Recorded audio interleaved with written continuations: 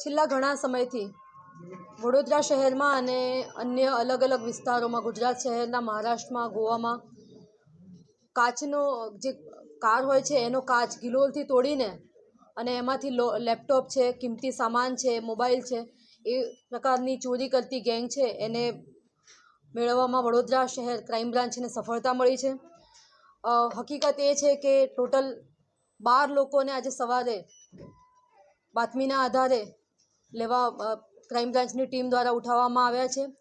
બાતમીની હકીકત એવી છે કે તમિલનાડુના તિરુચિરાપલ્લી એટલે કે ત્રિચીના રામજીનગર કે ખૂબ જ ઇનફેમસ એરિયા છે કે જ્યાં આ પ્રકારના કારની કેબિનમાંથી કારમાંના કાચ તોડીને અને ધ્યાન ચૂકવીને ચોરી કરતી ગેંગ સક્રિય છે એવી બાતમી મળેલ અને એના માણસો અહીંયા આવીને રહેલા છે। એને ચેક કરતાં એમની પાસેથી અલગ અલગ લેપટોપ, આઈફોન, ટેબ્લેટ્સ તમામ વસ્તુઓ મળી આવેલ છે। ટોટલ 12 વ્યક્તિઓને અરેસ્ટ કરવામાં આવ્યા છે અને 25 જેટલા ગુનાઓ, જેમાં ગુજરાત, મહારાષ્ટ્ર અને ગોવાના ગુનાઓ છે, એ ડિટેક્ટ થયા છે। આની અંદર 15 ગુનાઓ રજીસ્ટર થયા છે। ટોટલ 11 જેટલા લેપટોપ, સેમસંગનું ટેબ્લેટ, 17 જેટલા મોબાઈલ ફોન્સ અને સોના ચાંદીની વસ્તુઓ, તો ટોટલ 12 આરોપીઓ પાસેથી લેપટોપ, મોબાઈલ ફોન અને સોના ચાંદીની અલગ અલગ વસ્તુઓ એમ કરીને 10 લાખનો મુદ્દામાલ રિકવર કરવામાં આવેલો છે। આ રામજીનગર જે વિસ્તાર છે એ આખો વિસ્તાર છે એ ઇનફેમસ છે। ત્યાંના લોકો દેશના અલગ અલગ વિસ્તારોમાં જઈને કાચ બંધ હોય કારનો તો એને ગિલોલથી તોડીને એમાંથી ચોરી કરવાની પ્રવૃત્તિઓ ધરાવે છે। સાથે સાથે કોઈ વ્યક્તિ કારમાં બેઠા હોય એને કે તમારી પૈસા પડી ગયા છે એવી રીતના નજર ચૂકવીને બીજો વિસમ આવીને ત્યાંથી લેપટોપ કાં તો કારમાં રહેલી જે કિંમતી ચીજ વસ્તુઓ હોય એ ચોરી કરી અને સેરવી લેવાની એવી આ લોકોની એમો છે। અને આ એક ફેમસ ગેંગ છે જેનો જે મેઇન લીડર છે જગન કરીને છે, જગન સેરવે।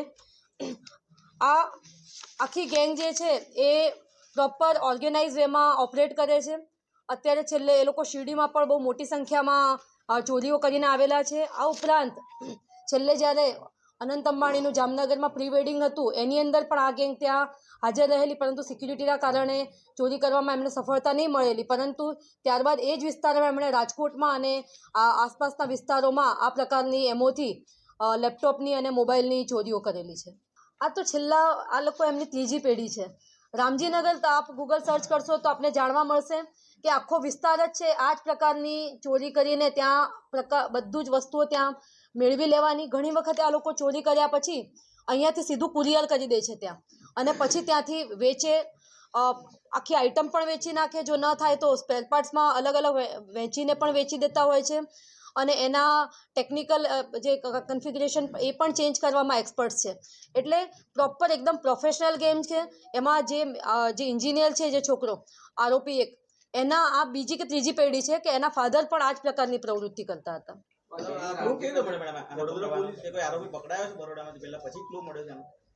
અત્યારે અમારી બાતમીના આધારે આખી આ પ્રોસેસ કરેલી છે।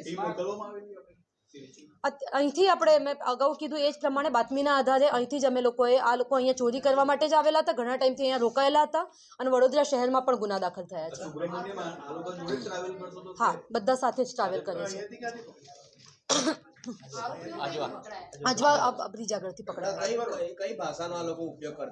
આ લોકો તમિલ જાણે છે, ઇંગ્લિશ જાણે છે, એટલે અમે જે દુભાષિયા છે એની મદદથી આખું આ બધું વસ્તુઓ કાઢવામાં